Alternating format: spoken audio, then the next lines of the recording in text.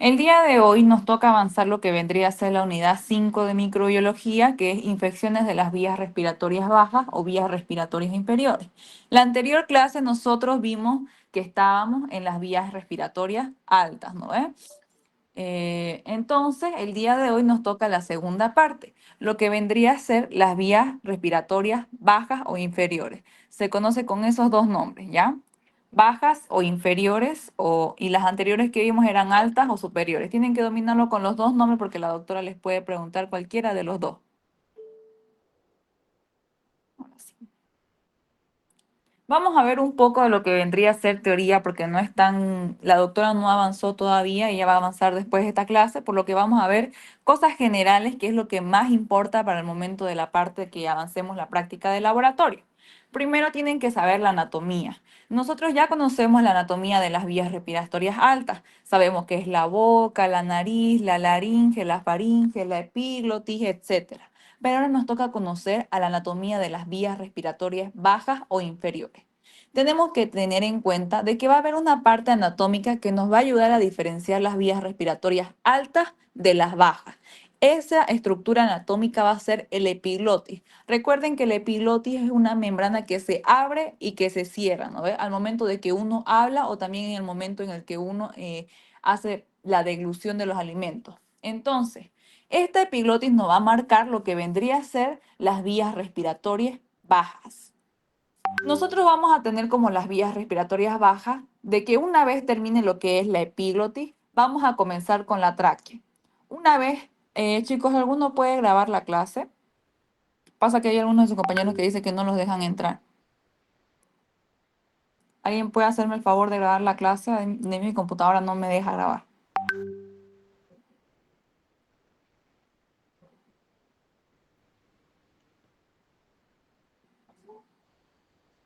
Bueno, ya, ni modo. Entonces, en otro caso ya van a tener que estudiar de las diapositivas.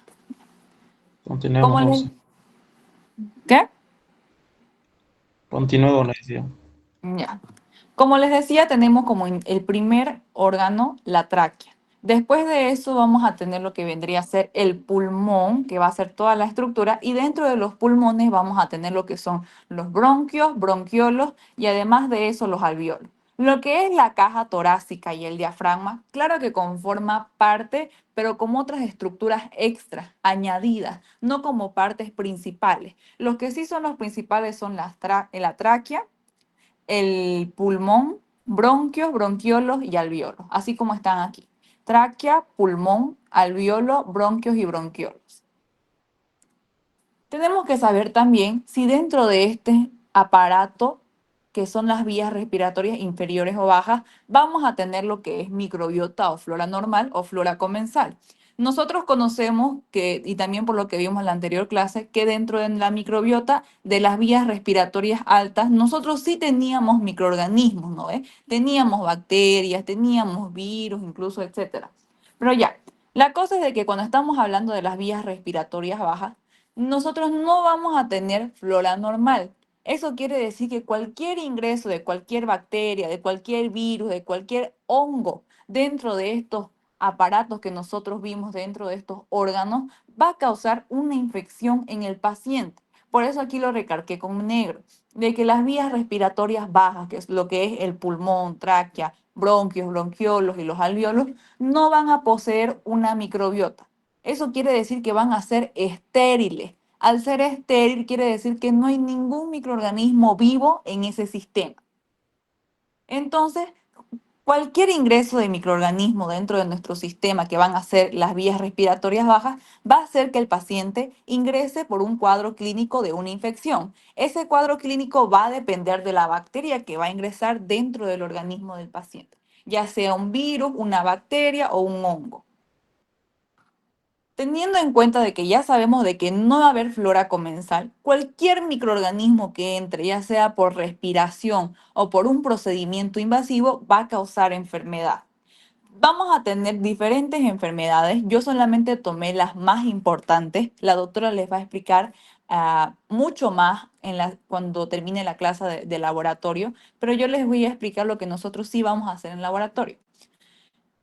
Lo que va a contener lo que vendría a ser estas infecciones es de que tienen que darse cuenta de que al momento de tener el nombre de la infección va a estar conjugado lo que vendría a ser la parte anatómica. Fíjense, bronqui viene de bronquio, itis viene de inflamación. Entonces ustedes tienen que conjugarlo con la inflamación de qué? De los bronquios. En este caso, la bronquitis, vamos a tener dos cuadros principalmente. Una va a ser la bronquitis aguda y la bronquitis crónica. Se puede presentar de estas dos formas. Cuando hablamos de agudo y de crónico, quiero que les quede algo claro. Cuando hablamos de tanto como agudo como crónico, nos referimos principalmente al tiempo. ¿Cuánto tiempo va a durar esta enfermedad? Y, por ejemplo, cuánto tiempo va a tardar en mostrar sus síntomas clínicos. Por ejemplo, en la bronquitis aguda, va a comenzar con la sintomatología clínica de forma rápida, de forma avanzada. Pero esta bronquitis aguda lo que va a hacer es de que va a tener un tiempo de duración, cosa que con tratamiento se puede tratar. A diferencia de la bronquitis crónica, crónica ustedes tienen que conjugarlo siempre con mucho tiempo, cosa de que ya va a pasar no solo semanas, sino de que el paciente va a llegar a tener la misma sintomatología por varios meses, cosa de que va a tener lo que es la tos, la expectoración. Y recuerden que si algo se hace crónico, es muy propenso de que llegue a sangrar el paciente. En este caso va a ser la inflamación de los bronquios. Como bien dice, la mayoría de las patologías y de las infecciones que son causadas por las vías respiratorias inferiores son casi siempre causadas por virus. Por eso la mayoría de los virus causan enfermedad. Por ejemplo, a todos seguramente en algún momento les dio influenza, a todos les dio COVID, etcétera. Pero cuando hablamos de las bacterias, la mayoría de las bacterias van a producir lo que es secreción. Esta secreción se le conoce como esputo o como flema. Ya fíjense, aquí tenemos arriba cómo sería un bronquiolo sano. Pero hay ciertas bacterias que pueden llegar a causar, le estoy diciendo ciertas, no todas, ¿ya? Eso quiere decir de que no todas las bacterias que nosotros veamos van a causar este tipo de esputo o secreción o flema. Esto lo que va a hacer es que cuando nosotros empecemos a escuchar al paciente, por ejemplo, el médico, como va a tener flema, se va a escuchar como un pequeño ronroneo. Cuando ustedes escuchan con un estetoscopio lo que vendría a ser el pulmón, que van a ser los murmullos respiratorios, va a escucharse como un ronroneo de un gato, que quiere decir que los bronquiolos están llenos de pus, ¿ya? Aquí tenemos, fíjense lo que vendría a ser la bronquitis aguda y la crónica. Fíjense que en la bronquitis aguda la principal causa va a ser siempre los virus. Cuando hablamos de lo que vendría a ser infecciones del tracto respiratorio, ya sea en vías superiores altas como en las bajas, la mayoría son causadas por virus, pero también hay casos en los que es causadas por bacterias. Por ejemplo, la bronquitis aguda casi siempre está causada por rinovirus, coronavirus, el virus de la influenza, etcétera. Pero en caso llegar a ser causada por una bacteria, vamos a tener dos bacterias principales que pueden llegar a causar esta bronquitis aguda. Tenemos al Streptococcus pneumoniae, que es también conocido como el neumococo. Cuando avancen con la doctora van a ver que le nombra siempre como neumococo. Neumococo es lo mismo que Streptococcus pneumoniae. Y otra bacteria que en este caso es un gran negativo, tenemos al Haemophilus influenzae. Lo que nos va a ayudar a diferenciar también la aguda de la crónica es que en la aguda, como va a ser mayormente causada por virus, va a ser autolimitada, cosa que puede llegar a durar bastante tiempo. Recuerden que cuando a ustedes les dio coronavirus, ¿qué pasaba? La tos les duraba de 1 a 2 meses, ¿no ves? Entonces, eso hacía de que sea alargada. Pero en este caso también puede llegar a ser, si es en caso causado por bacterias, como es el Streptococcus pneumoniae o el Haemophilus, puede llegar a causar un esputo. Casi siempre es el Streptococcus pneumoniae el que llega a causar un esputo de color verde. Eso traten de conjugarlo con el tipo de colonia que ustedes ven en el agar sangre. Recuerden que el Streptococcus pneumoniae es un alfa hemolítico, cosa que cuando nosotros hagamos su cultivo en el agar sangre va a tener colonias de una hemólisis de color verde. Eso también se simula y lo tienen que conjugar con esta expectoración que va a ser de un color de un esputo color verde o una flema o moco, lo pueden decir. En cambio, la crónica casi siempre se da en pacientes que van a estar inmunodeprimidos o que fuman mucho, pacientes que tienen alguna enfermedad obstructiva, ya sea pulmonar o etcétera. ¿Por qué se debe a que la mayoría de los pacientes que tienen una bronquitis crónica, como les decía, traten de asociarlo con un fumador? Porque cuando uno fuma, lo que contiene el cigarro es nicotina.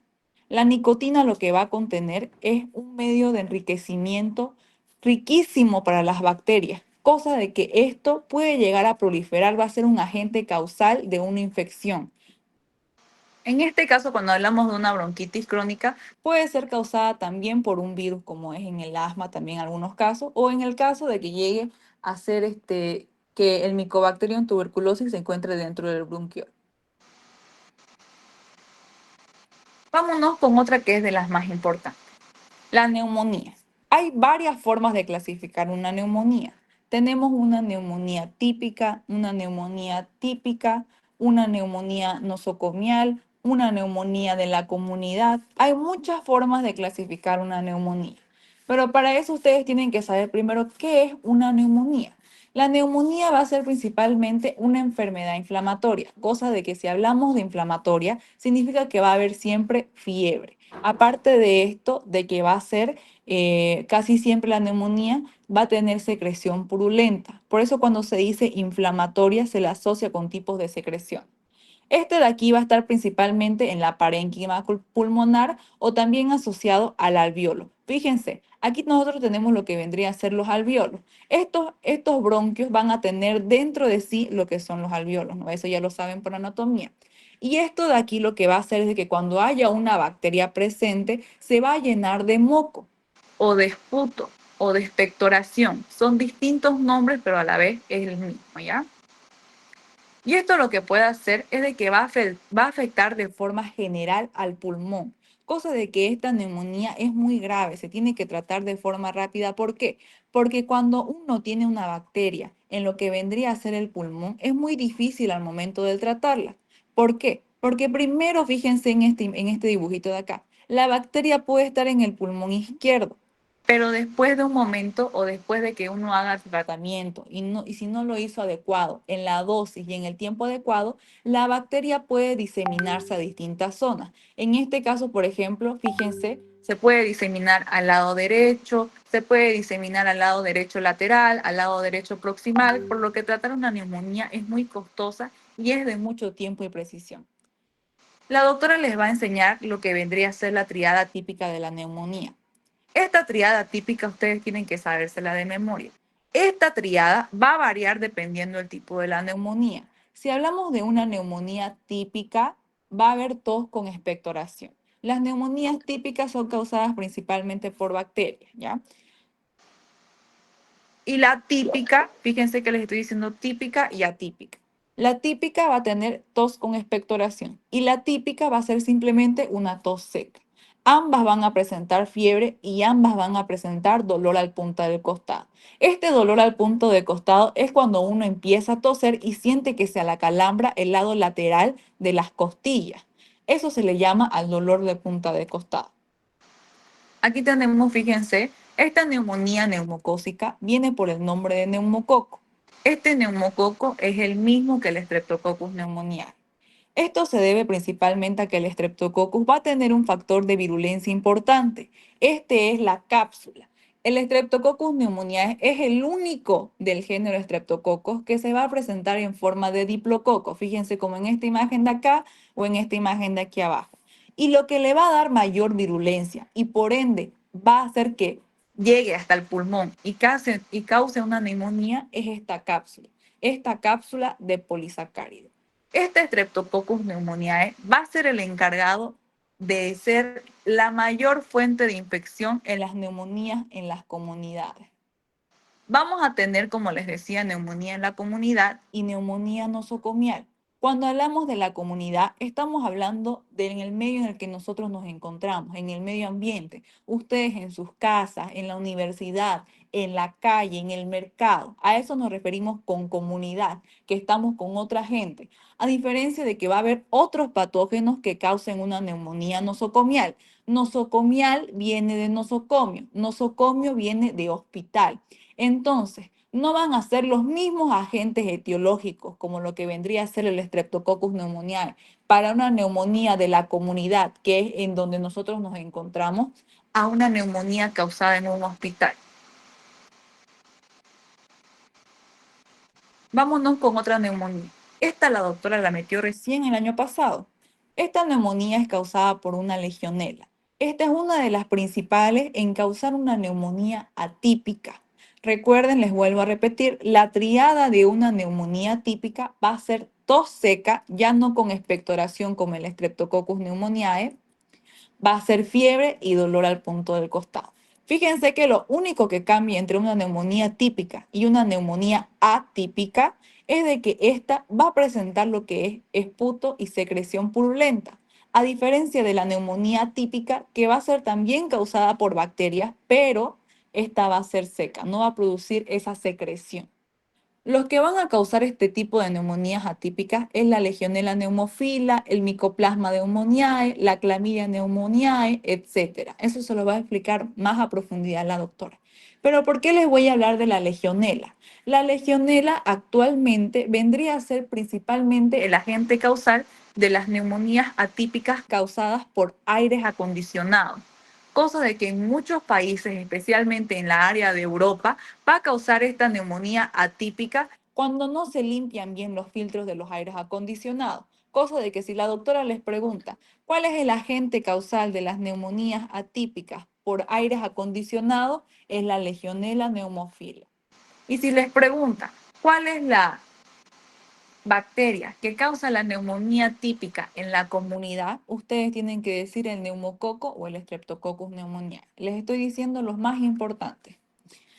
Entre las neumonías atípicas también vamos a tener otro. La legionela simplemente está asociada a lo que vendría a ser los aires acondicionados, pero vamos a tener otras que también van a estar en la comunidad, que es el Mycoplasma pneumoniae y la Clamidofila pneumoniae, como les decía hace rato.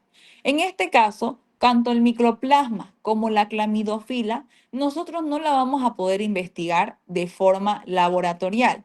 ¿A qué me refiero con forma laboratorial? De que nosotros no vamos a poder hacer cultivos, no vamos a poder hacer tinción de Gram, ya que estas dos bacterias no poseen una pared celular, cosa de que se van a ver, no, nosotros no vamos a poder identificarla, porque recuerden que la tinción de Gram lo que hace es teñir la pared celular de las bacterias.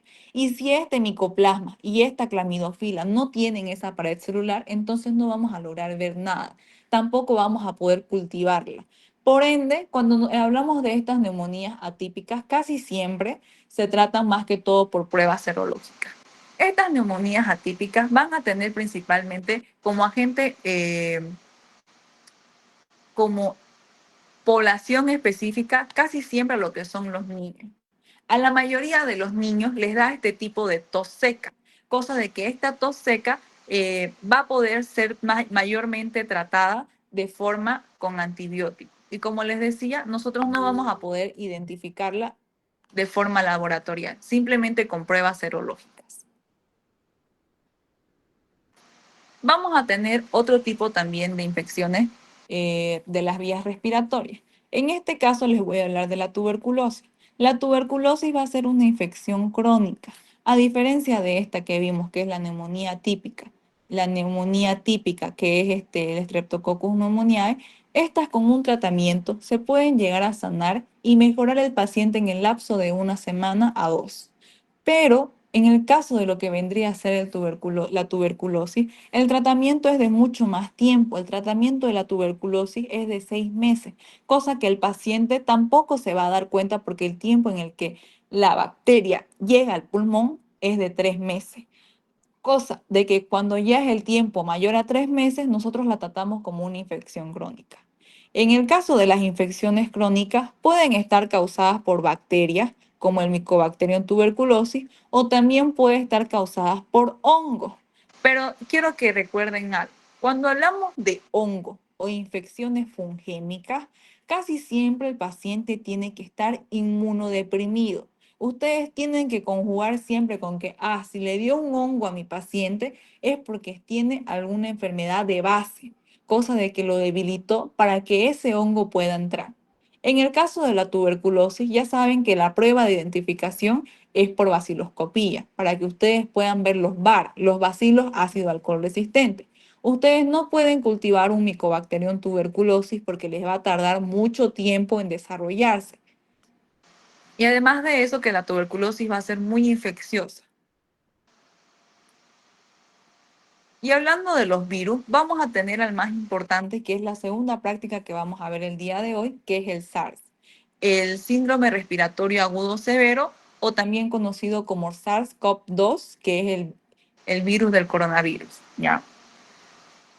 Este virus también va a causar una neumonía típica. La mayoría de los virus llegan a causar este tipo de neumonía, las que va a tener simplemente tos seca, fiebre y dolor al punta de costado. Pero ¿por qué se va a diferenciar este virus del COVID? Porque este puede llegar a agravarse en caso de que no se identifique de forma adecuada. Por eso es que cuando llegó la pandemia y no se logró identificar lo que vendría a ser el virus del COVID, llegaron muchos pacientes muertos por complicaciones de este mismo virus, cosa de que por eso nosotros dedicamos una práctica a identificar a este SARS-CoV-2. Lo vamos a ver más adelante. Ahora sí, vámonos con la práctica.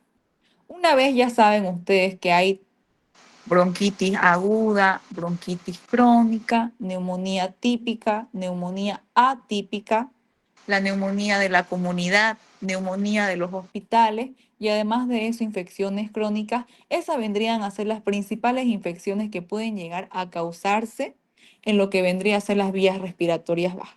Claro que van a haber muchas más enfermedades. Por ejemplo, hay bacterias que pueden llegar a causar un derrame pleural, hay bacterias que pueden llegar a causar abscesos en la cavidad pleural, pero eso ya vendría a ser un proceso más complejo y más que todo van a ser bacterias anaerobias, a diferencia de la que vamos a estudiar el día de hoy, que son bacterias aerobias.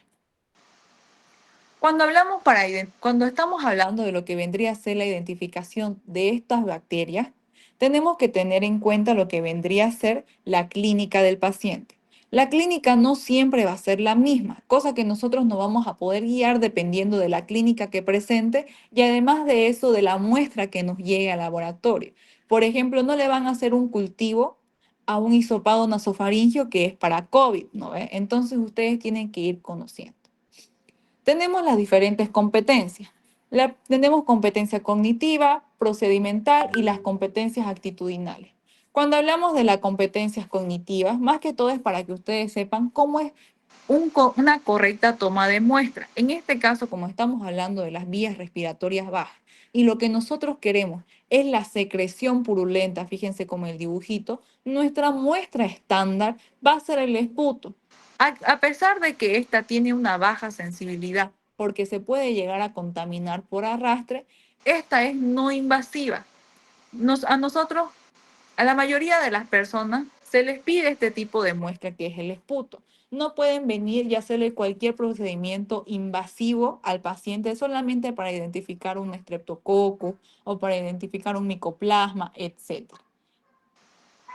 Cuando hablamos de las competencias procedimentales, es de que ustedes sepan concordar la clínica con lo que van a cultivar, con lo que van a ver, para que no les pase como les pasó en la primera clase de hemocultivo. Si ustedes ven, por ejemplo, cocos gram positivo en su tinción de gram, tienen que hacerle las pruebas para cocos gram positivo. Si ustedes ven bacilos gram negativos en su tinción de gram, tienen que hacer la prueba para bacilos gram negativos, ya sean fermentadores o no fermentadores.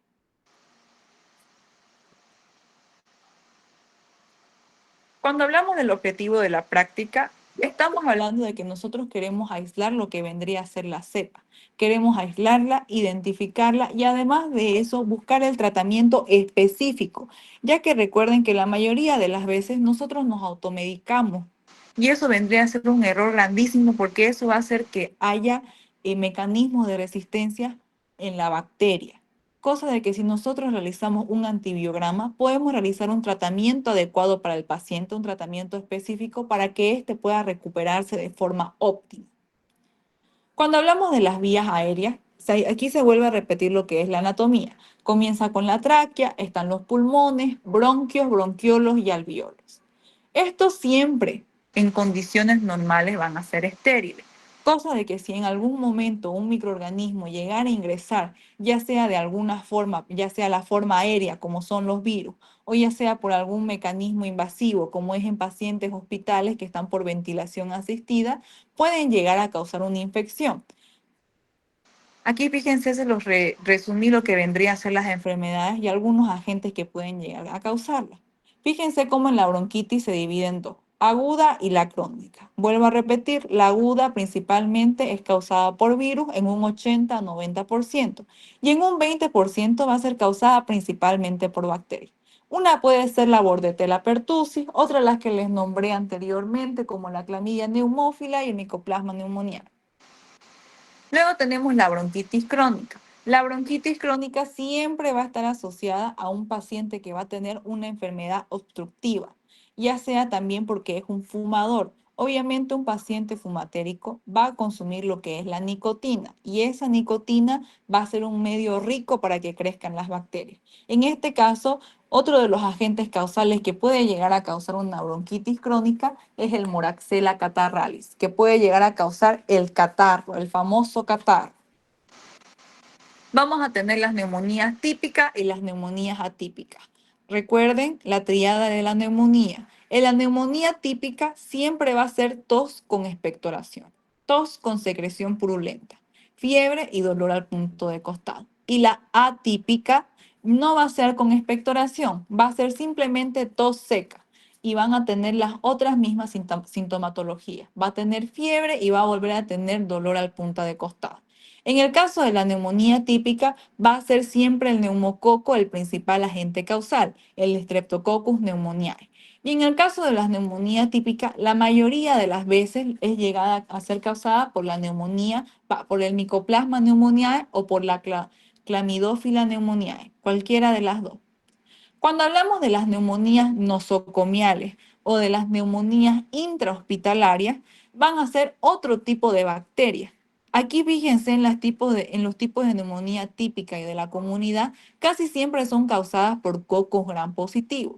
Pero en las neumonías intrahospitalarias, en las neumonías nosocomiales, el paciente nunca está sano, siempre está con alguna patología. Y además de eso, hay pacientes que tienen procedimientos invasivos que pueden llegar a ser vías de entrada para estas bacterias. En este caso, la mayoría de las bacterias que van a causar neumonías intrahospitalarias van a ser los bacilos gram negativos. Cuando ustedes vayan el siguiente semestre a sus rotaciones de los hospitales, van a ver que la mayoría de los pacientes que están, por ejemplo, en terapia intensiva, en UTI, que tienen respiradores mecánicos, un respirador mecánico es invasivo, chicos, recuerden que le ponen un tubo dentro de la tráquea para que llegue a los pulmones, cosa que hay un instrumento que está interrumpiendo lo que vendría a ser sus partes anatómicas. A eso se le dice invasivo, algo que no es de nuestro cuerpo, que ingresa y permanece.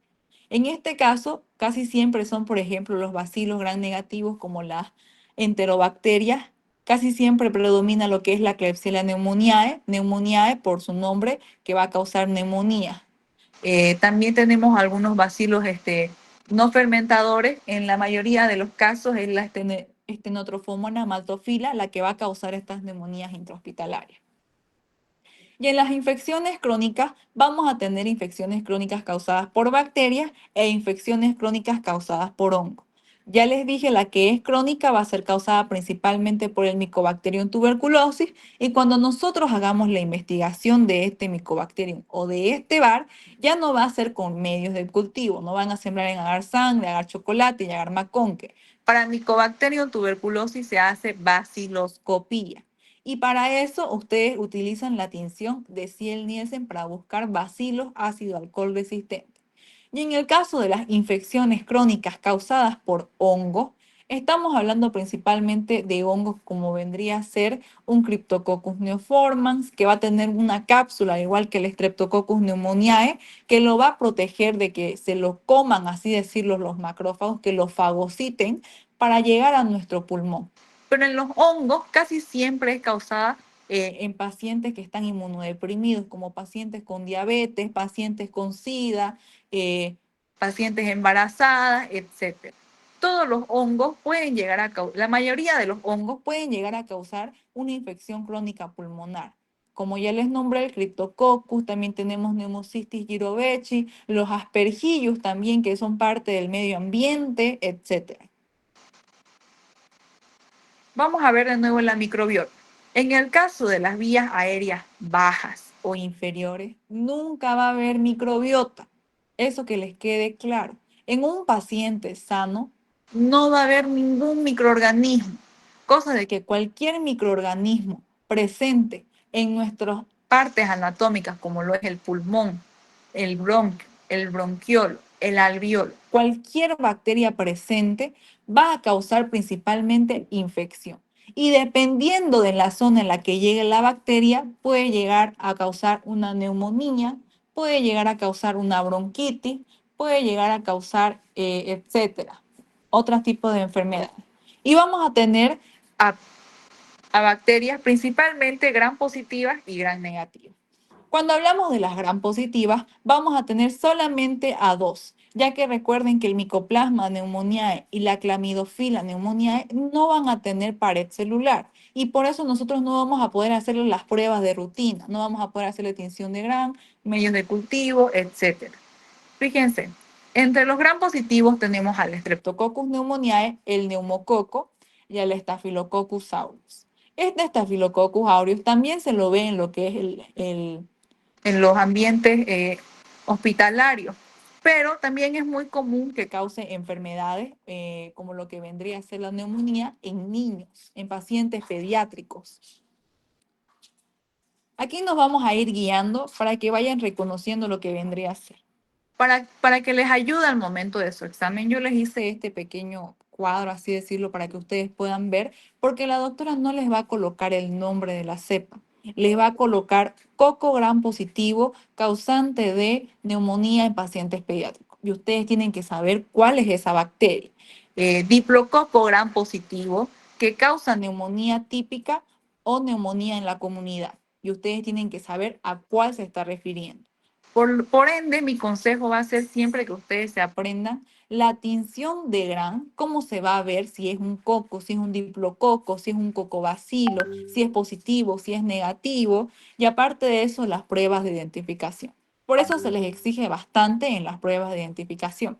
Fíjense en este caso, ¿ustedes qué ven? Ven cocos Gram positivos, ¿no ven? Fíjense cómo están agrupados. Están agrupados en forma de racimo de uva. Eso ya les da un indicio de que es un estafilococo, pero ustedes no saben todavía qué estafilococo es. Entonces ustedes hacen la prueba de identificación de género y las pruebas de identificación de especie. En el medio de cultivo, cuando les creció en el agar sangre, fíjense que tiene colonias doradas. Y ustedes saben que solo hay una cepa de los estafilococos que va a producir estas colonias doradas. Y es porque lo tiene en su nombre, aureus. Au viene del signo químico del oro, cosa que este signo le va a dar esas características, este oro le va a dar esas características fenotípicas que ustedes van a lograr ver en el agar sangre. Estas colonias de color oro. Fíjense en la siguiente imagen. En este caso ustedes ven diplococos gram positivos de color violeta. Y en el agar sangre ustedes logran ver, fíjense, una hemólisis. En este caso no se ve una alfa, una beta hemólisis. Recuerden que la beta hemólisis es la lisis parcial de los eritrocitos y eso va a hacer que se vea una zona clara alrededor, fíjense como aquí en el aureus. En este caso, nosotros estamos viendo una alfa hemólisis. Alfa hemólisis quiere decir lisis parcial de los eritrocitos, o sea que no los va a consumir, simplemente va a utilizar los nutrientes, pero no los va a terminar rompiendo en su totalidad. Y por ende nosotros vamos a ver estas colonias de un color verde parduzco. Por eso les decía que conjuguen este color verde parduzco con el esputo mucopurulento de color verde en las neumonías y en las bronquitis agudas. En este caso estaríamos sospechando del Streptococcus pneumoniae, porque es el único coco gram positivo que causa diplococo gram positivo que llegara a causar una neumonía. Luego tenemos a los gram negativos. Tenemos a Haemophilus influenzae y vamos a tener también a Bacillus gram negativos, que son los fermentadores y los no fermentadores. En este caso vamos a tener a Haemophilus influenzae. El Haemophilus influenzae, ustedes siempre tienen que decir que es un cocobacilo. Si ustedes ponen que es un bacilo en su tinción de Gram, está mal. Fíjense cómo se ve aquí en la imagen. Se ve un poco alargado, un bacilo redondeado. Entonces, a ese tipo de estructura se le dice cocobacilo gram negativo. Y esta Haemophilus influenzae, recuerden que es una bacteria exigente, una bacteria fastidiosa y por ende no va a crecer en cualquier medio de cultivo. El Haemophilus influenzae no les va a crecer en el agar sangre, pero sí les va a crecer en el agar chocolate. ¿Por qué? Porque el agar chocolate va a tener también sangre, pero esta sangre ya va a estar lisada, los eritrocitos van a estar rotos, por lo que todos los nutrientes que había dentro del eritrocito, que es el NAT principalmente, va a estar libre en el medio. Y este NAT va a ser la principal fuente de enriquecimiento para que la bacteria, que es el Haemophilus influenzae, pueda crecer.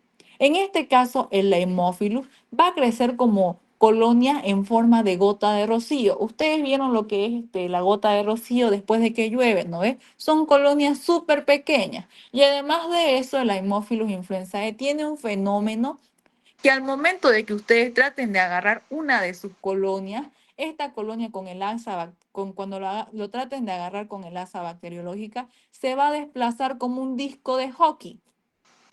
Entonces, esa es otra de las características que va a presentar este Haemophilus influenzae. Dentro de las que pueden causar infecciones intrahospitalarias o nosocomiales, vamos a hacer puros gram negativos, pero en este caso son fermentadores y no fermentadores. La principal de las fermentadoras que va a causar infecciones intrahospitalarias respiratorias va a ser la Klebsiella pneumoniae. Y para que ustedes recuerden, la Klebsiella pneumoniae va a tener una forma de diplococo, pero además de eso va a tener una cápsula que se logra divisar en la tinción de Gram. Fíjense cómo se ven los diplococos Gram negativos, pero además de eso se ven un pequeño halo transparente alrededor y eso es lo que viene a ser su cápsula. La Klebsiella pneumoniae en el agar McConkey va a tener colonias entre rosas y amarillas, cosa que no va a fermentar lo que es no va a activar lo que es el indicador rojo de fenol y por eso se va a ver de esta coloración. Recuerden que en el McConkey se ve de un rosa fucsia intenso, ¿no ve? En este caso se ve de un rosa pálido tirando a amarillo. Y la característica macroscópica más importante de estos Klebsiella pneumoniae es que va a tener colonias mucilaginosas y grandes. Fíjense aquí en el agar cómo se ve. A diferencia de este aureo, de este Streptococcus y de este Haemophilus, las colonias son separadas, no son mucilaginosas y no son pegadas, a diferencia de este neumonía. Y fíjense que al ser mucilaginosas parecen moco y eso hace de que sea difícil agarrarlas con el asa bacteriológica. Dentro de las otras que van a causar, que son las no fermentadoras, tenemos a la pseudomonas, al enterobacter, a la cinetobacter y a la estenotrophomonas maltophilia.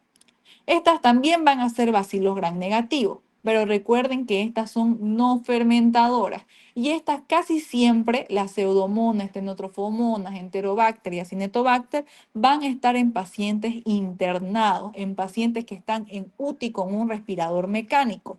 Y esta pseudomonas ustedes la van a ver como bacilos gram negativos. Y la característica que van a ver ustedes en el agar sangre es de que esta pseudomona va a tener colonias esmeriladas. ¿A qué nos referimos con esmeriladas? De que van a parecer opacas a simple vista, pero cuando ustedes lo vean a contraluz, va a parecer como si se estuvieran reflejando. Además de eso, las pseudomonas desprenden un olor y un pigmento. En este caso, las pseudomonas producen lo que es la pioverdina. Fíjense aquí alrededor de la colonia del agar sangre se ve de un color verde, ¿no? Ve un color más oscuro. Ese color verde es producido por el pigmento de la bacteria que es la pioverdina. Y además de eso también produce un olor característico que es olor a fruta que es parecido a la manzana verde. Es muy importante que ustedes siempre traten de conjugar.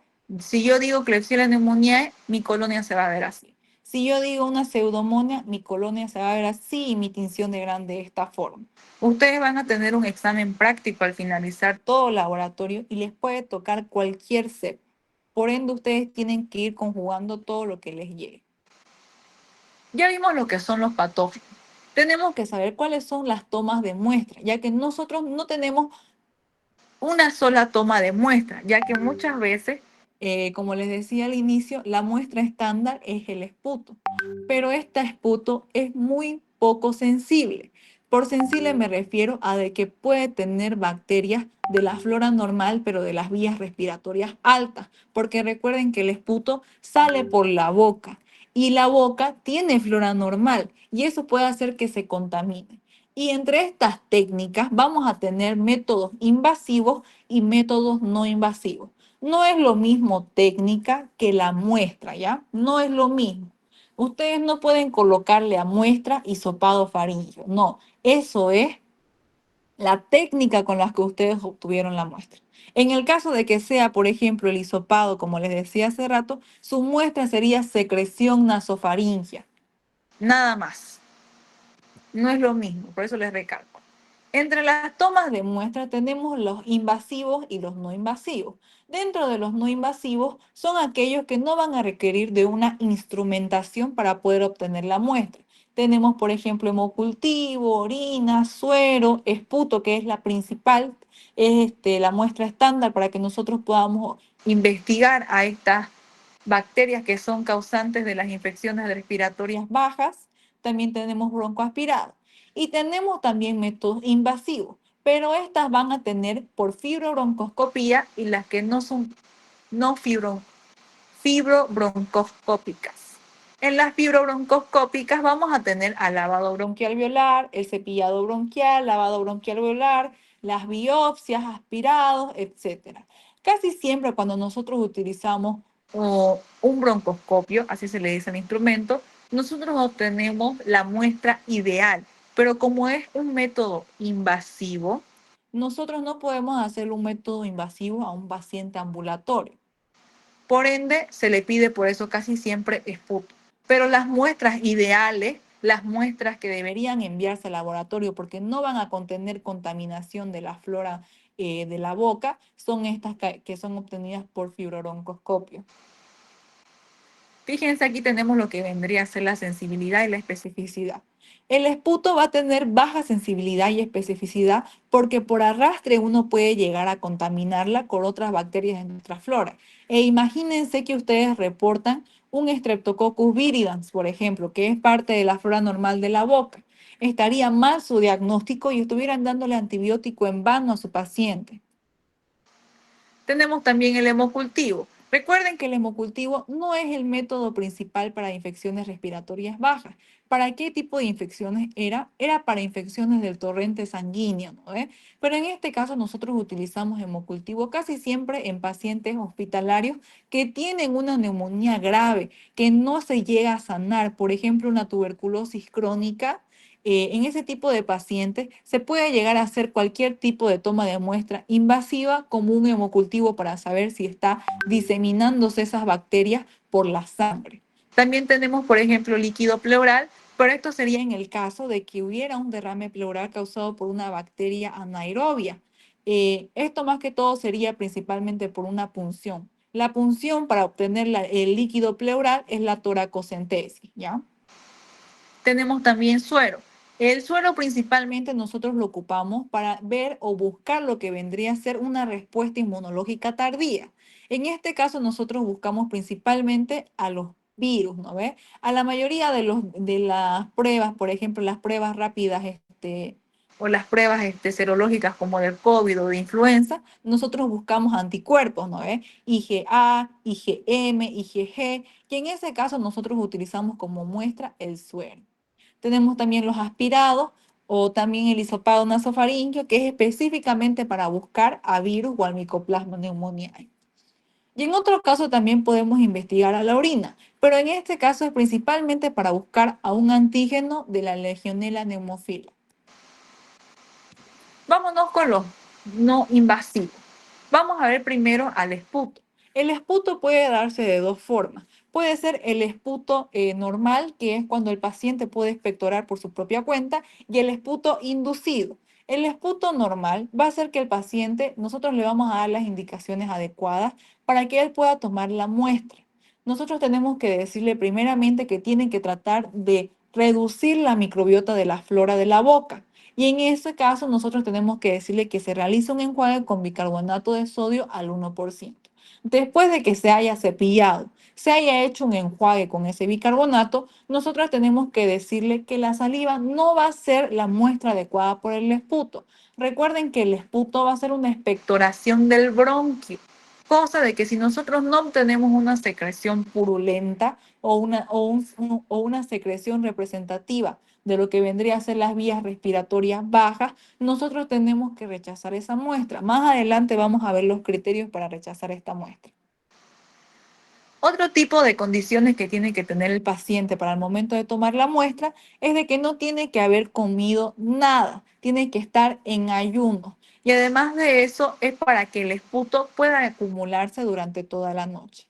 Y en el caso de que tengamos el esputo inducido, es más que todo cuando el paciente no puede expectorar. Casi siempre se da en pacientes adultos o en pacientes, por ejemplo, en niños que ellos se terminan tragando, digamos, ¿no?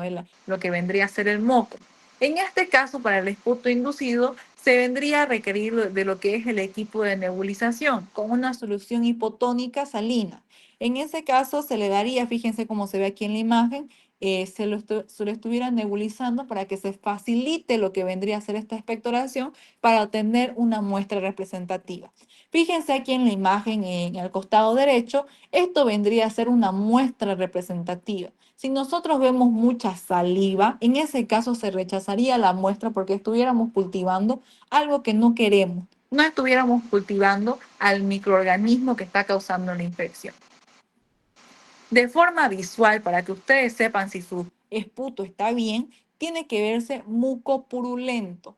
Purulento, por purulento nos referimos a que se va a ver túrbido y muco que va a parecer moco cuando ustedes traten de sacarlo con un palito de picolé o con la asa bacteriológica. Otros de los métodos no invasivos son los que le decíamos hace rato, orina, hemocultivo y el hisopado. En el caso de la orina, es más que todo para buscar también lo que es antígeno. Pero este caso de la orina principalmente es cuando es muy difícil poder identificar a lo que es la bacteria, cosa que nosotros vamos a buscar al neumococo y a la Legionella pneumofila. Casi siempre se utiliza esta muestra para la Legionella pneumofila, ya que no hay un medio de cultivo aquí en Bolivia, porque existe el medio, pero es un medio caro, es el BIAC, cosa que no lo tenemos nosotros aquí. Es muy difícil encontrarlo y por eso casi siempre se realiza pruebas inmunológicas como la de los anticuerpos. Como les decía, el hemocultivo casi siempre es en neumonías graves, que van a ser principalmente en pacientes que están internados, para ver si esas bacterias que estaban causando la neumonía están diseminándose a la sangre y pueden llegar a causar una bacteremia. En el caso del suero, principalmente es para buscar anticuerpos causados ya sea por la bacteria o por los virus. En la mayoría de los casos, nosotros buscamos anticuerpos para ver a los virus, ¿no ve? Para ver si ya estamos desarrollando, si estamos en la fase tardía o en la fase temprana. Y el hisopado nasofaríngeo va a ser simplemente cuando nosotros estemos buscando virus, ya sea el virus de la influenza, el virus de SARS-CoV-2, el virus de sincitial respiratorio, etcétera, los más importantes. Vámonos con los métodos invasivos. Cuando hablamos de los métodos invasivos, como les decía, vamos a realizar una traqueotomía. Ese se le dice a la técnica, ¿ya? Vamos a tener el lavado bronquial alveolar, el cepillado bronquial y el aspirado gástrico, que son los más importantes. Cuando hablamos de lavado bronquial alveolar, esta muestra, por ejemplo, si nosotros queremos investigar una bronquitis crónica, no nos va a servir porque simplemente le hace un lavado al pulmón, no al bronquiolo, porque va a ser una muestra representativa del pulmón.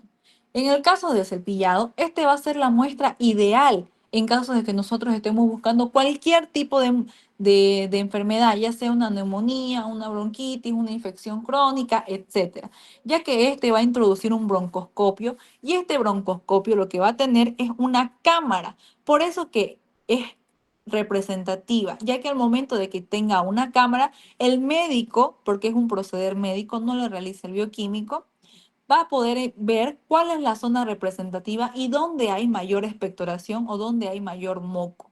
Entonces, este de aquí va a tener dos compuertas. En uno va a tener la cámara para poder verla, fíjense, de esta forma, y en otra compuerta va a tener el cepillo. Cosa que primero se abre la primera compuerta para que el doctor pueda ver lo que vendría a ser lo que está viendo en el bronquio o en el bronquiolo, y una vez llega a la zona representativa, se abre la segunda compuerta, que es el cepillo.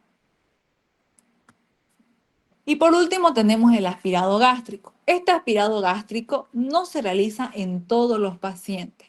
Solo se realiza en pacientes que ya están entrando a la fase crónica de lo que vendría a ser la tuberculosis, cuando estamos buscando a los bacilos ácido alcohol resistentes. Y también se utiliza en niños, en pacientes pediátricos, ya que los niños no se lo terminan, ¿cómo de explicarlo? No terminan de expectorar, se lo terminan tragando con la comida y eso hace de que el moco se quede en el estómago. Este moco, al estar en el estómago con el ácido clorhídrico, no se va a degradar. Cosa de que cuando veamos, por ejemplo, ustedes si en algún momento tienen algún niño en su casa y tiene o está pasando por una neumonía, por una bronquitis, se van a dar cuenta que el moco no lo degrada el estómago y va a salir por las heces. Entonces, como nosotros sabemos que no se va a degradar el moco, se realiza este aspirado gástrico para obtener la muestra en caso de niños o de estos pacientes crónicos por tuberculosis. Fíjense, aquí tenemos lo que vendría a ser la muestra y la técnica. En este caso, si estamos hablando de una bronquitis y una bronquiolitis, en el caso de la bronquitis sería un hisopado nasofaringeo y nuestra muestra sería secreción nasofaringea, ¿no ve? En una bronquiolitis estaríamos hablando de un hisopado faringeo y nuestra muestra sería secreción faríngea. En las neumonías pueden ser principalmente por esputo, por punción en caso de que haya un derrame. En este caso, les vuelvo a repetir, se le dice toracocentesis a la punción transtorácica. En el caso de que se llegara a causar abscesos en lo que vendría a ser la cavidad pleural, se va a tomar también por la misma técnica que es toracocentesis para obtener el líquido pleural. Ahora vámonos con las condiciones que debe tener mi muestra. ¿Cómo yo voy a saber si la muestra que me está entrando es representativa o no? Porque esto más que todo es para guiarnos si nosotros podemos llegar a cultivar la muestra. Ustedes pueden ver a simple vista y pueden decir de que, se ve, por ejemplo, en esta imagen, se ve mucopurulenta mi esputo, entonces está bien tomado. Pero no, para eso se va a realizar dos tinciones, una tinción de Gram y una tinción de Siemens. En la tinción de Gram, nosotros vamos a utilizar un criterio. Este criterio es el de Murray-Washington. Este criterio, más que todo, conjuga lo que vendría a ser la cantidad de células epiteliales con la cantidad de leucocitos que nosotros vamos a ver o de células polimorfonucleares. Recuerden que las células epiteliales, cuando nosotros hablamos de cualquier estudio, nos van a indicar si es una buena o una muestra contaminada, si es una buena toma de muestra o si lo que tenemos es flora normal. Y en el caso de los polimorfonucleares, es de que si el paciente está cursando por una infección, obviamente va a haber más de 10 leucocitos por campo, ¿ya? En este caso, nosotros realizamos la tinción de Gram y lo vamos a observar con el objetivo de 100x. Fíjense que va lo que vendría a ser la relación tanto célula epitelial como leucocito. Si nosotros tenemos menos de 10 células epiteliales, entonces estamos diciendo que hay células escasas, por lo que ya sabemos ahí que es una buena muestra. Pero todavía no podemos decir que vamos a poder cultivarlo. Para eso nosotros tenemos que fijarnos los leucocitos o los polimorfonucleares. Va relacionado. Si es menor a 10, como 8 células epiteliales por campo, y yo tengo más de 25 leucocitos por campo microscópico, entonces mi muestra es representativa. Yo puedo proceder a cultivar y mi criterio va a ser aceptable. En el caso de que yo tenga 10 a 25 células epiteliales por campo, ya ahí me doy cuenta de que hay muchas células epiteliales. Veo que está contaminada mi muestra, pero todavía no la descarto. me fijo mis leucocitos, mis polimorfonucleares, y si yo veo igual que hay más de 25 leucocitos por campo microscópico, entonces yo la recibo a pesar de que hay muchas células epiteliales. ¿Por qué? Porque estos leucocitos me indican de que sí hay microorganismos, sí hay expectoración de los bronquiolos. Solamente en estos casos, cuando hay leucocitos mayor a 25, vamos a poder proceder a hacer la muestra, hacer los cultivos de la muestra que vendría a ser principalmente el esputo. Pero si ya tenemos, por ejemplo, que las células epiteliales son mayores a 25 y además de eso veo que tengo pocos leucocitos, o por ejemplo, de que tengo la misma cantidad de leucocitos, pero tengo más de 25, por ejemplo, 30 células epiteliales, eso ya está contaminado con la flora normal de la boca, por lo que no se acepta. Y si también tengo muchas células epiteliales, pero también tengo leucocitos, pero ya en menor cantidad, entonces esas muestras se rechazan. Por eso es que primero, antes de iniciar a cultivar, ustedes tienen que realizar una tinción de Gram de su esputo. Y ustedes van a observar estos criterios de Murray-Washington para ver la cantidad de células epiteliales y la cantidad de leucocitos que se ven por campo. Antes de ver este criterio para proceder a cultivar, no se puede realizar. Tienen que realizar primero este criterio con la tinción de Gram para después proceder o no a cultivar. En estos casos, fíjense de que los leucocitos son muy bajos o hay muchas células epiteliales más de 25, tiene que volver a decirle al paciente de que se realice una nueva toma de muestra. En este caso ya no serviría la muestra anterior porque ya está contaminada. Aquí tenemos, por ejemplo, diferentes tipos de bacterias y cómo va a ser su tipo de muestra y también qué tipo de cultivo vamos a realizar.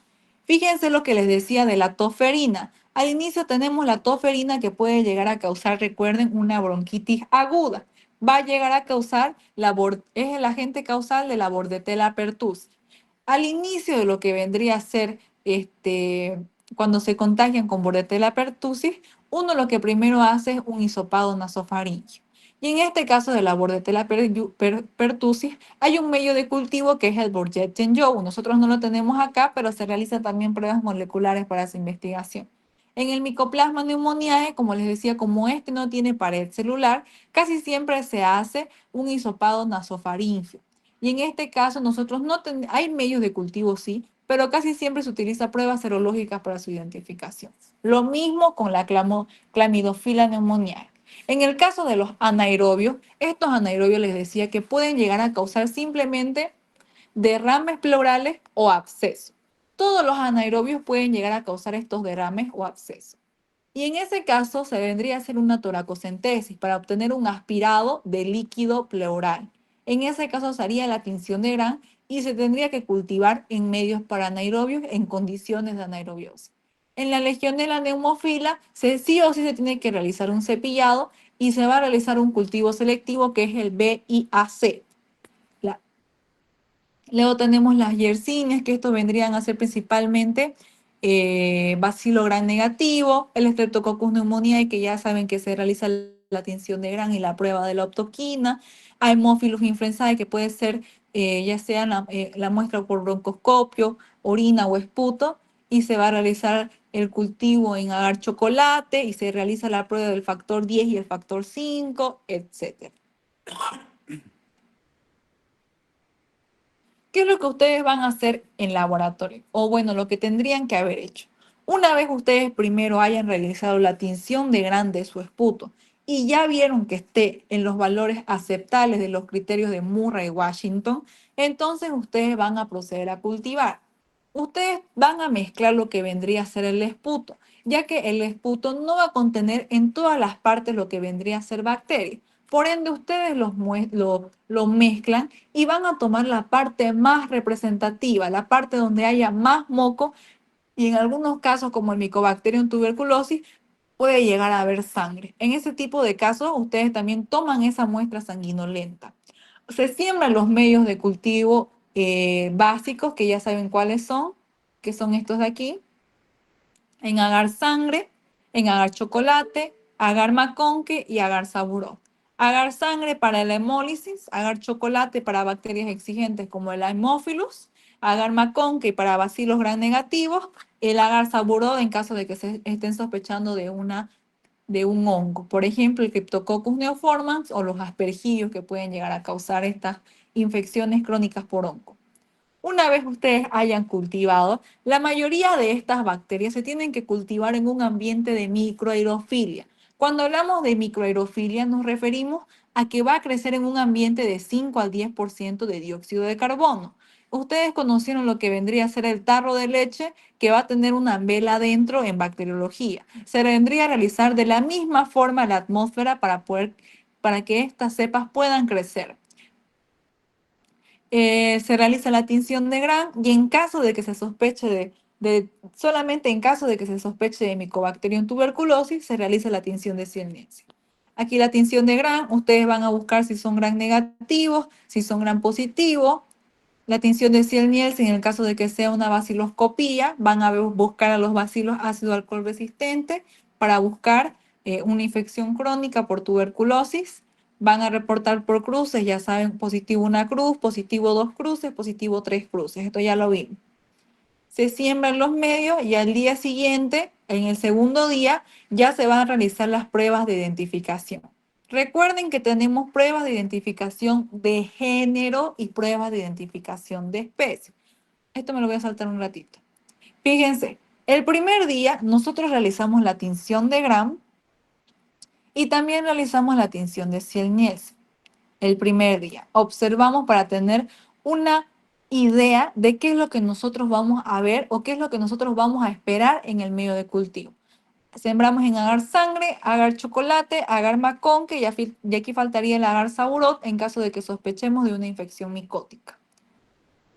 Al segundo día, nosotros ya vamos a tener nuestras cepas que van a estar, ya van a estar en crecimiento, ya vamos a poder observar las colonias. Si me crece, por ejemplo, solo en agar chocolate y no en agar sangre ni en agar maconque, yo sospecho de un Haemophilus influenzae. En el caso de que me crezca en agar sangre y en agar chocolate, pero no en agar maconque, yo me fijo las características que tiene en el agar sangre, si produce una hemólisis. En el caso del neumococo, produce alfa hemólisis, por eso se ve estas colonias de color verde. Y procedo a hacer la prueba de identificación.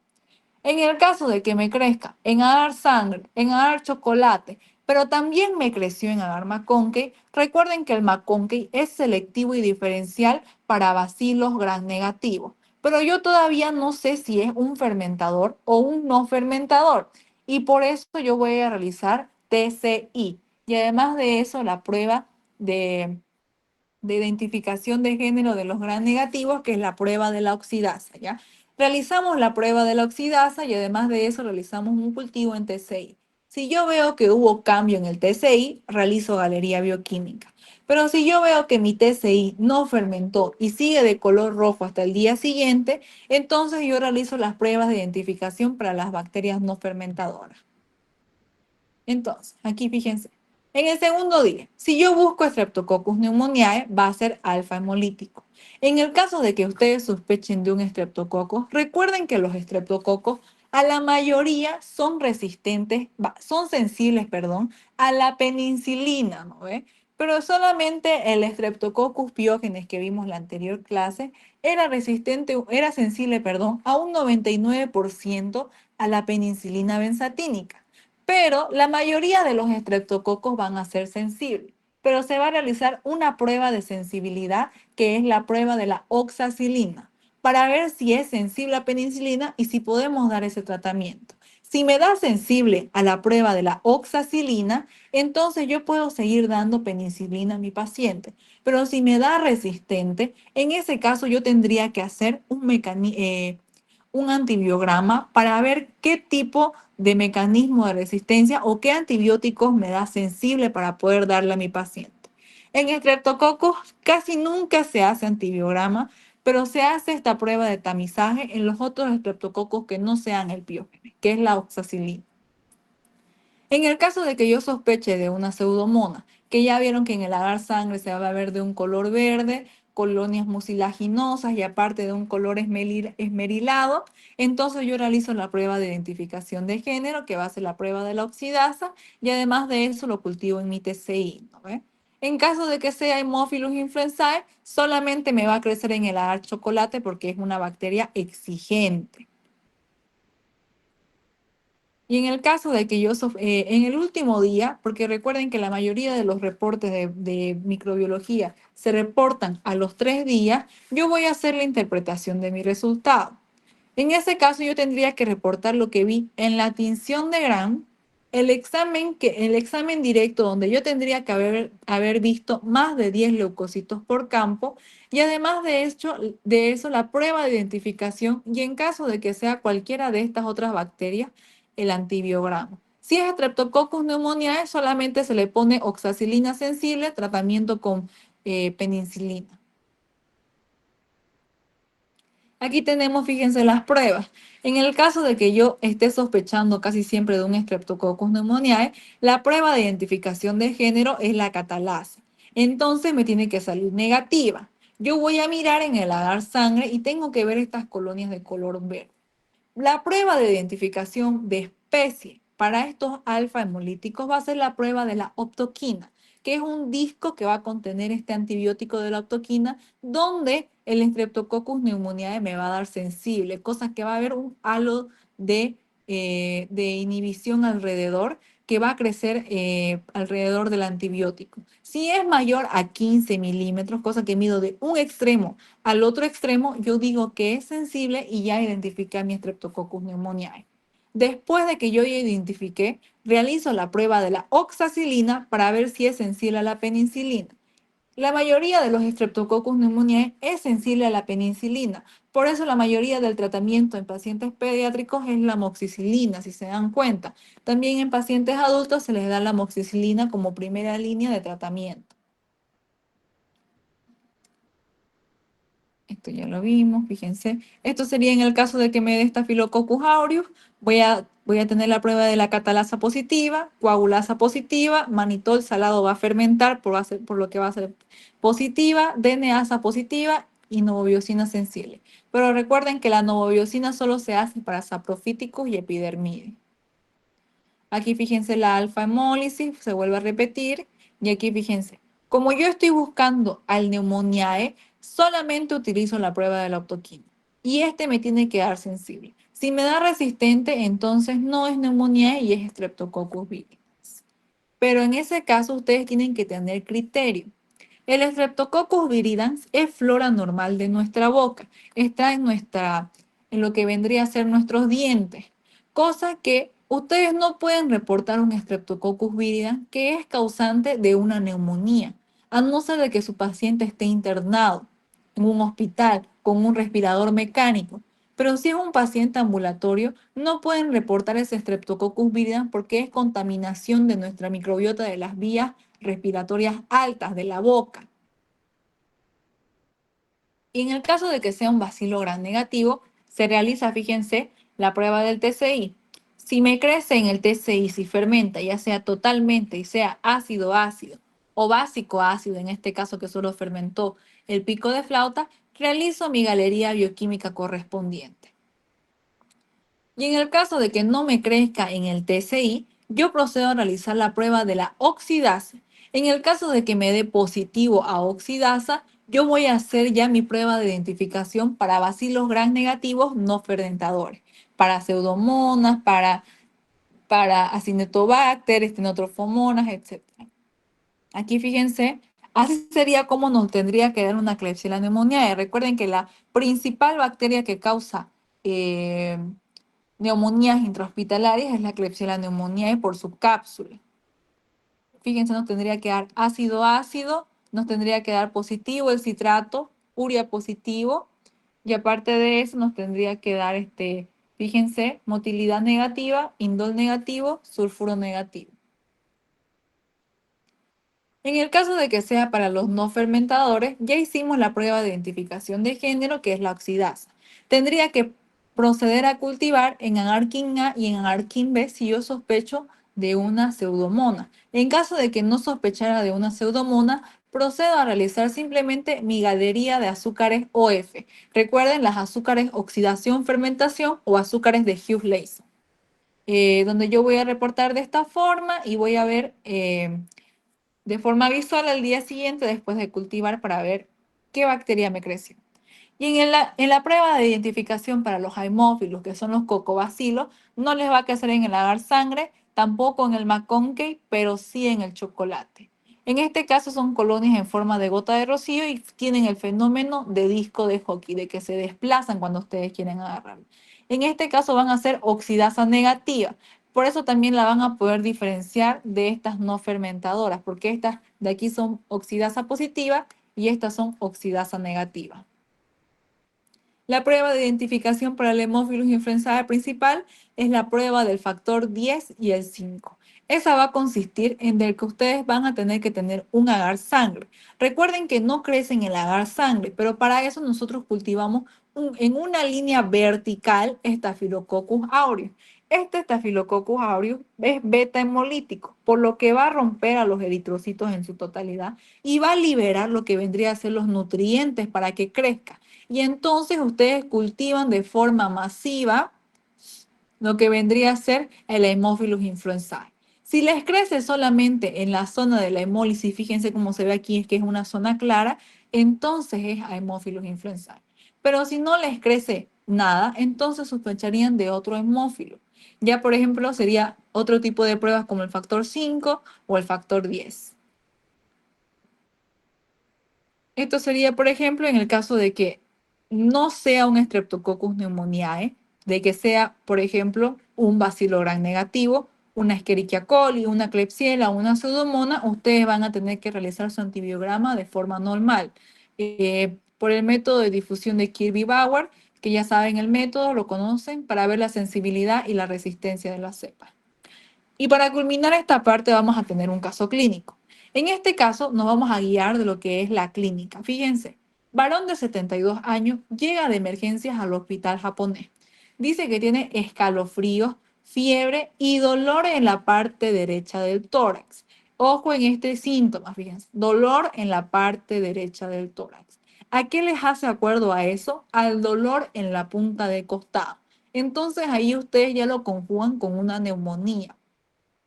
Y en las últimas 24 horas el paciente presentó disnea. Disnea es dificultad para respirar. Ustedes cualquier palabra que no entiendan, búsquenla.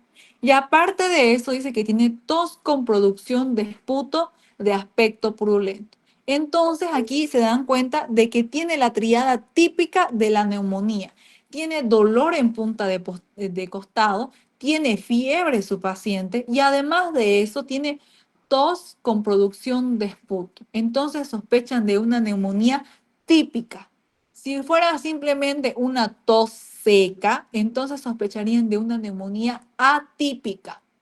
En este caso les dice que el paciente es diabético y que aparte fuma 2 paquetes de cigarrillos al día. Fíjense, este es un dato epidemiológico, por ejemplo, de que fuma 2 paquetes de cigarrillos al día. Recuerden que les decía que los cigarrillos tenían nicotina y a la nicotina es un medio rico para las bacterias que está en el pulmón, cosa de que este es un factor predisponente para que crezca y se forme esa neumonía. Dice que la ocultación demuestra sonidos respiratorios bronquiales.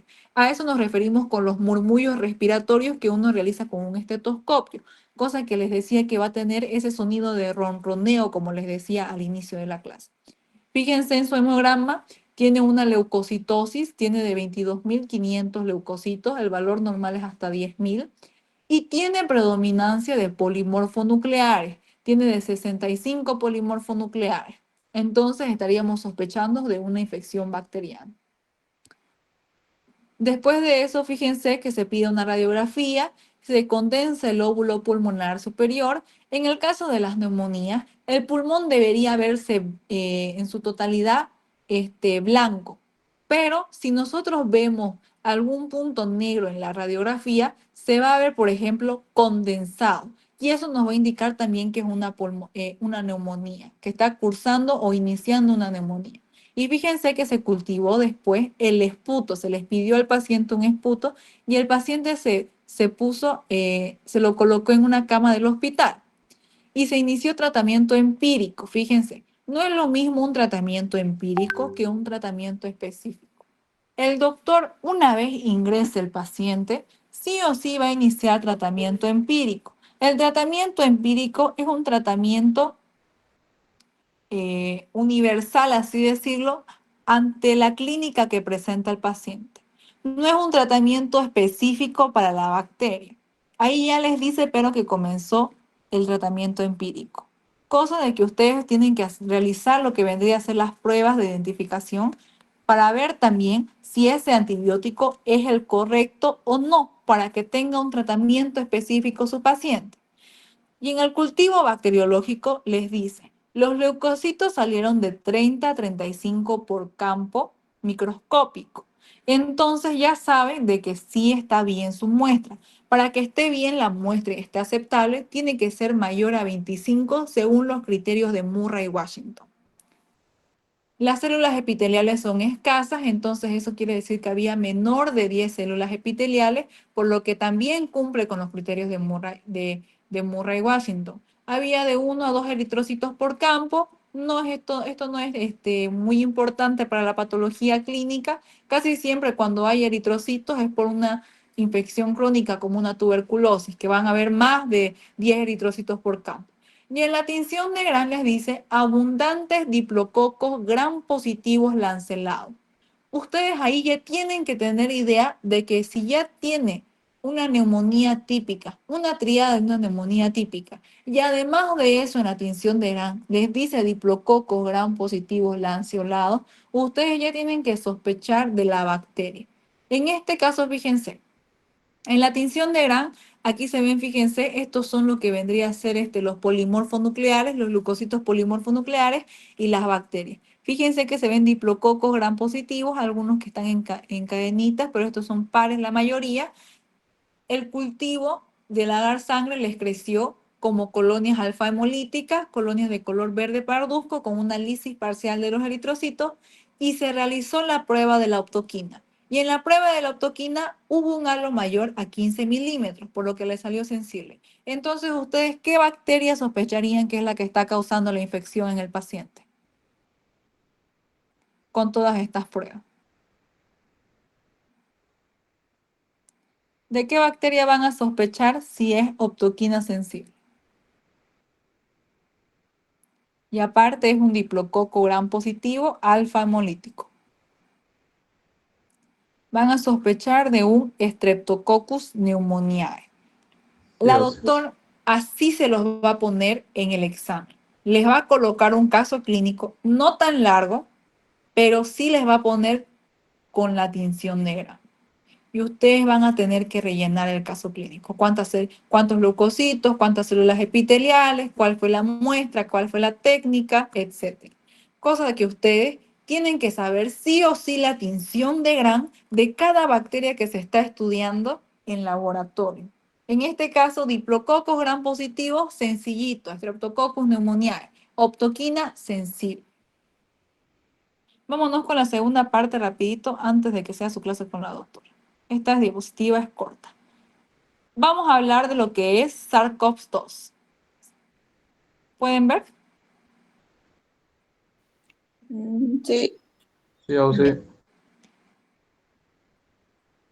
Cuando hablamos de lo que vendría a ser el SARS-CoV-2, es el síndrome respiratorio agudo y respiratorio. En este caso, ustedes tienen que saber cuál es el virus productor del COVID-19. Recuerden que se llama COVID-19 porque fue ese año en el que se logró identificar al primer caso positivo de SARS-CoV-2. Después del 2019 comenzó lo que vendría a ser la pandemia de forma global y generalizada. También tienen que saber el mecanismo de transmisión, cómo se transmitía el COVID, eso seguramente ya lo conocen porque todos estuvimos en esa época. También tienen que saber cuáles son el examen de laboratorio que se realiza principalmente para el COVID y cómo se tiene que realizar la interpretación del laboratorio. En este caso vamos a ver primero lo que es la estructura del COVID, del SARS-CoV-2 o o del síndrome respiratorio agudo sincitial. Ya.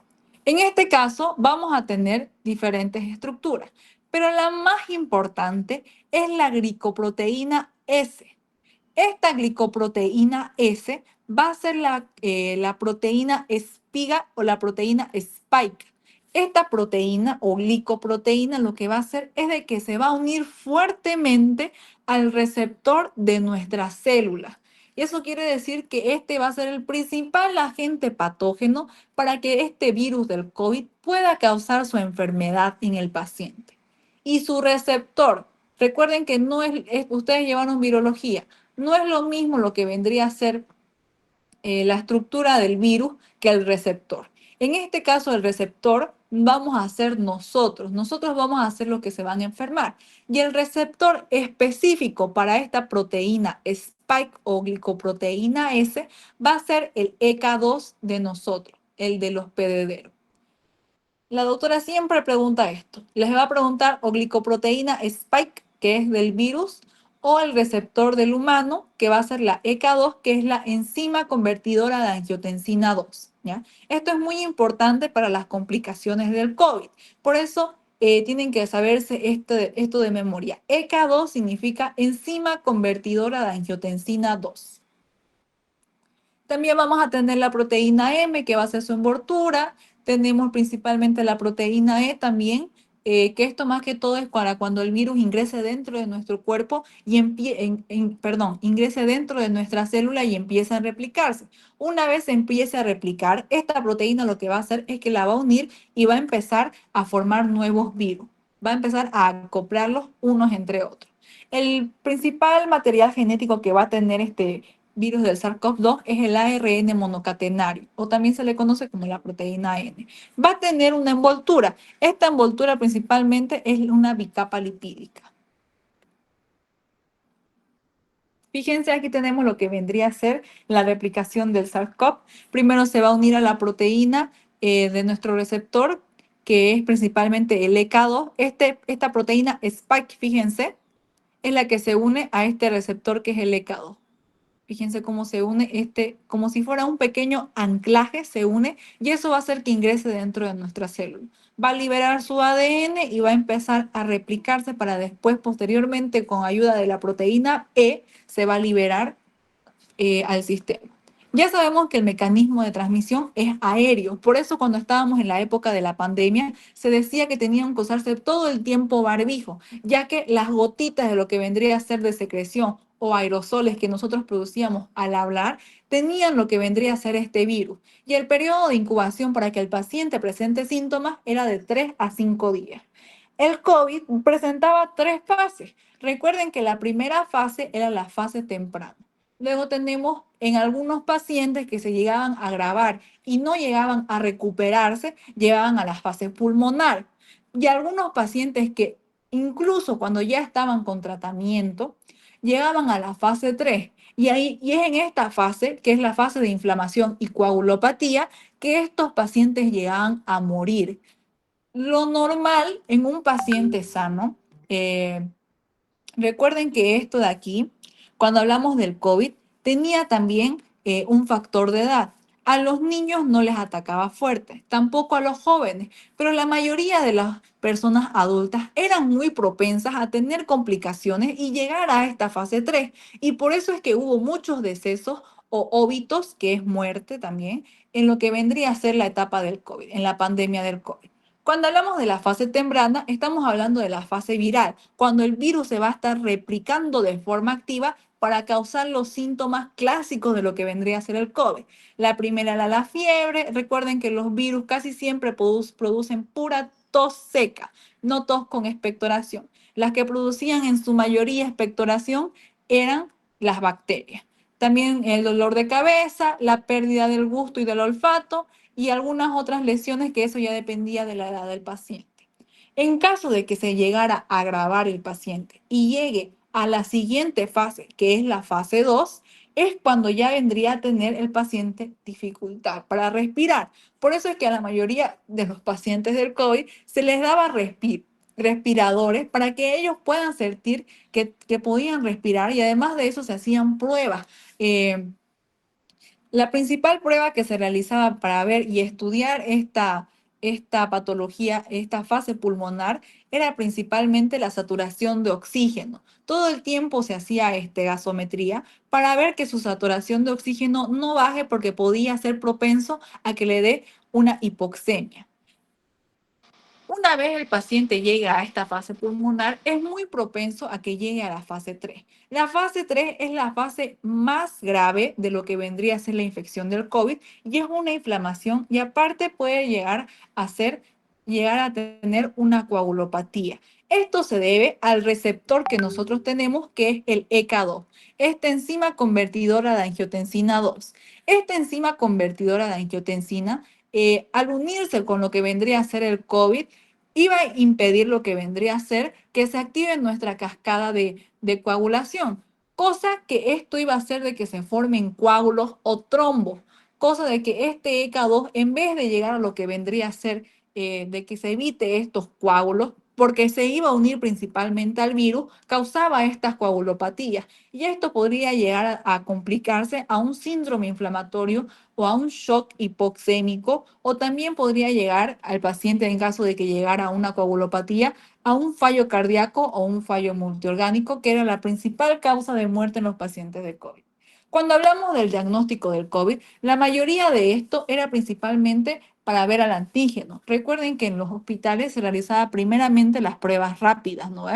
Las pruebas rápidas eran principalmente para buscar a quién, al virus, al antígeno. En este caso, las pruebas rápidas principalmente buscaban al antígeno, al antígeno de unión. Entonces van a buscar a la proteína S o a la proteína Spike, donde simplemente era un cassette donde nosotros colocábamos con hisopado nasofaringeo, se hacía lo que vendría a ser la técnica, como se ve aquí, si no me equivoco. Bueno, ya. La cosa es de que cuando estamos con la fase aguda, cuando hacíamos la prueba rápida, nosotros buscábamos principalmente al antígeno, al virus en sí. Entonces nosotros realizábamos un hisopado nasofaríngeo donde simplemente nos marcaba si éramos positivos o negativos al COVID. Seguramente a todos le hicieron esta prueba rápida del COVID.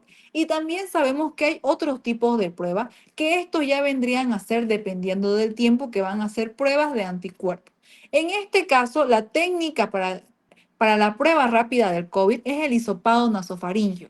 Pero en la otra prueba que es para buscar anticuerpos, nosotros utilizamos suero para buscar IgM e IgG.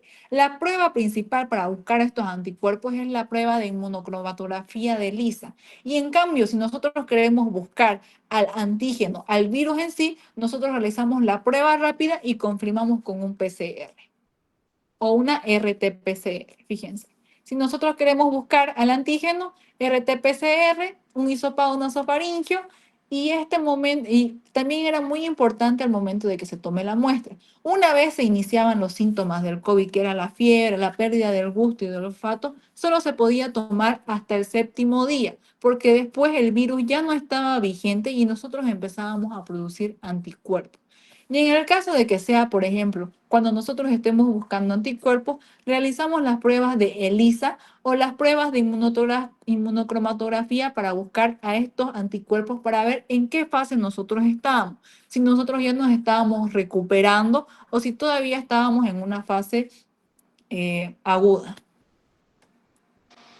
Aquí fíjense cómo tendría que salirnos la interpretación de nuestros resultados. Aquí abajo, fíjense que está lo que vendría a ser el tiempo y los días. Y arriba lo que vendría a ser la gráfica. Aquí tenemos la incubación, debilitamiento y convalecencia. Convalecencia vendría a ser lo mismo que recuperación, ¿ya? Debilitamiento es más que todo cuando el paciente va a sentirse débil y va a empezar a la segunda etapa de lo que vendría a ser la infección del COVID. Y ahí es cuando el paciente se va a empezar a recuperar y a producir anticuerpos. El virus, fíjense, solo va a estar vigente en los primeros 7 días.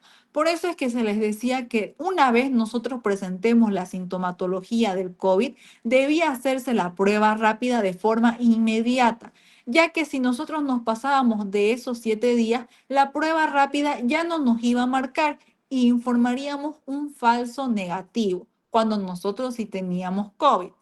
Desde el séptimo día, nuestro cuerpo recién va a empezar a producir anticuerpos, porque recuerden que ya no va a estar el virus de forma latente y por eso nosotros empezamos a producir anticuerpos. El primer anticuerpo que nosotros producimos es el IgM. Y el último, que ya vendría a ser nuestro anticuerpo de memoria, es el IgG.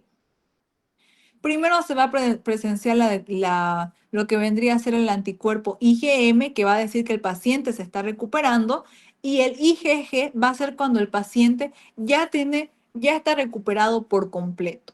Este más que todo, la IgG, recuerden que es la de memoria, cosa que si en algún momento les volví a dar, ya sabrían que están inmunizados. Y lo que vendría a ser la IgG no va a estar todo el tiempo circulando en su cuerpo, no porque sea de memoria va a estar todo el tiempo, sino de que va a tener una vigencia de 6 meses y en caso ustedes vuelvan a tener contacto con el virus, se volvería a activar después de esa semana. Aquí fíjense, tenemos lo que vendría a ser. La PCR sería específicamente para el virus y esto para nuestra respuesta inmunitaria. Si todos nos salen negativo, tanto PCR, IgM e IgG, significa que nosotros no tenemos COVID, que somos pacientes negativos, pacientes sanos. Pero si nosotros nos sale la PCR positiva, que es la prueba del antígeno, entonces estamos diciendo que tenemos el virus activo. No tenemos IgM ni IgG todavía. Por ende, estamos en estos primeros días de incubación, por lo que estamos en la fase presintomática, que vamos a presentar principalmente fiebre y tos seca. Esta dura de 0 a 5 días. Cuando estamos en la fase aguda es cuando nosotros ya teníamos la pérdida del olfato, que era lo que mayormente la mayoría de las personas presentaban. Y tanto la PCR como la IgG desde el IgM desde el séptimo día ya nos iban a marcar positiva. Y en la fase aguda, cuando ya habrá pasado lo que vendría a ser 12 a 15 días, lo que nos vendría a marcar positivo ya vendría a ser la IgG. Tendríamos tanto PCR como IgM como IgG. Eso quiere decir que todavía estamos cursando con la infección, todavía podemos contagiar a las demás personas, pero nuestro cuerpo ya está combatiendo a este virus porque ya tenemos los dos anticuerpos. Y en la fase final de la infección ya no vamos a tener IgM, pero sí vamos a seguir teniendo al antígeno y al IgG, que esto ya pasó después de 14 días. Y ya cuando nosotros nos recuperamos completamente, solamente nos va a marcar el IgG, que es el anticuerpo de memoria. Y mientras que los otros dos, que es la PCR y la IgM, nos van a marcar negativo. Esto ya vendría a ser después de los 21 días. Aquí tenemos un caso clínico para terminar. ¿Ya les mandó Linda, doctora? Creo que todavía no. ¿Mandó Linda, doctora? No, aún sí no. Negativo. Ya. Entonces terminemos con este caso clínico para que veamos las fases. Fíjense, este paciente vino 3 veces a lo que vendría a ser los controles en el hospital en diferentes fechas. 2 de marzo, 7 de marzo y 8 de marzo. El 2 de marzo, ahí te dice lo que vendría a ser que es un varón de 71 años que tiene enfermedades de base que es diabético e hipertenso. Acudió a urgencias el 2 de marzo y ya tenía fiebre, tos y expectoración de varios días de evolución. Aquí, cuando se realizó lo que vendría a ser los estudios de urgencia, se realizó lo que vendría a ser la parte de laboratorio, como también estudios radiológicos.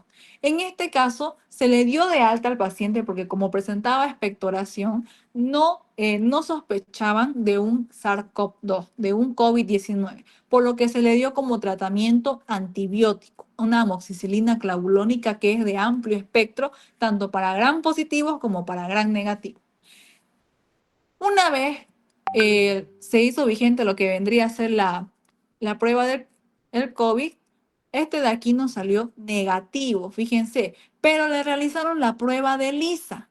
Lo que tendrían que haberle realizado al paciente era una prueba de PCR, porque estaba presentando primeramente los síntomas, por lo que aquí, fíjense, les marcó negativa y volvió a su domicilio y empeoró. En emergencia, fíjense que la saturación de oxígeno, por eso les decía que se revisa siempre la saturación de oxígeno en el COVID, era de 80. Lo normal en un paciente es de 98 a 99. En 80 ya está teniendo hipoxemia y además de eso está con una hipertensión arterial.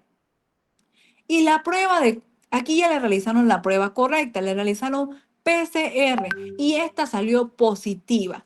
Y después de eso ingresó a lo que vendría a ser medicina interna, pero ya había pasado mucho tiempo de progresión de lo que vendría a ser el virus. Por ende, ya llegó a la segunda fase, a la falla respiratoria. Y se inició tratamiento con antivirales, que es el lopinavir, ritonavir, etc. Antes no había tratamiento específico para el COVID, así que se le daba un tratamiento simplemente para ARN monocatenarios negativos. El paciente el 8 de marzo, que fue al día siguiente, empeoró. Y eso quiere decir que también lo que vendría a ser su saturación de oxígeno bajó en pico, por lo que le dio un shock hipoxémico. Además de eso, después de las 24 horas, el paciente entró a UTI. Eso quiere decir que entró en terapia intensiva. Lo tuvieron que intubar de forma urgente porque ya no podía respirar o realizar esa saturación de oxígeno de forma sólida. Y desarrolló la fase 3, que es la fase inflamatoria. Fíjense que tuvo una insuficiencia respiratoria hipoxémica. Su saturación estaba del 57%. En este paso, el paciente, fíjense esta saturación, ya estaba más para allá que para acá. Si lo normal es de 99 a 98%, este 57 nos dice que cualquier momento su cerebro iba a dejar de funcionar. Recuerden que el cerebro funciona con oxígeno. Y por ende el tratamiento falló y después de eso se diseminó y hubo un fracaso renal. Fíjense que aquí ya les dice que hubo una falla multiorgánica. Además de que hubo lo que vendría a ser la falla respiratoria, hubo la falla renal, por lo que llegó a las 3 fases. Al inicio, fíjense, este ya no nos va a dar tiempo. Quiero que aquí les quede claro algo. Fíjense lo importante que son las pruebas. Aquí le realizaron una ELISA, pero la ELISA solo marca después de los 7 días positivo para IgM. Si el paciente estaba en los primeros 2 días presentando síntomas, obviamente le iba a salir negativo porque no había anticuerpos todavía. Y le dieron tratamiento como si fuera una infección bacteriana. Eso hizo que se agrave el cuadro clínico. Por eso volvió el 7 de marzo, 5 días después, y ya estaba grave por lo que tenía patologías clínicas, llegando a la fase 2 y a la fase 3, que llegó posteriormente a su muerte. Pueden ingresar a la clase de la doctora, ya mandó su link.